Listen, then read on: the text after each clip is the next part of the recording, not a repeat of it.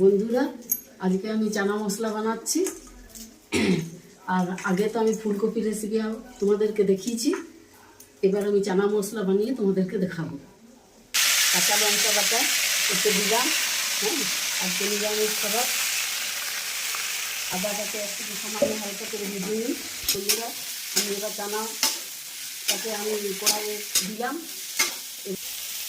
পরিমাণ মতন নুন, পরিমাণ মতন হলুদ, একটু গুঁড়ো মশলা, এটাকে একটু কষতে রাখবো।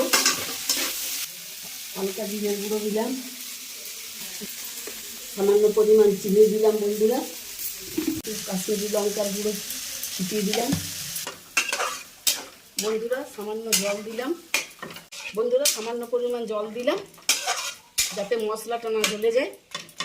চানাটা কষানো হয়ে গেছে, আমি এবার একটু সামান্য জল ঢেলে দেবো। বন্ধুরা, আমার চানা মশলা রেডি। আমি এতে একটু ধনেপাতা দিয়ে গার্নিশিং করে নিচ্ছি। বন্ধুরা, আমার চানা মশলা রান্না হয়ে গেছে। এখন আমি লুচি ভাজছি। এই যে দেখুন, এই আমি এখন লুচি ভাজছি।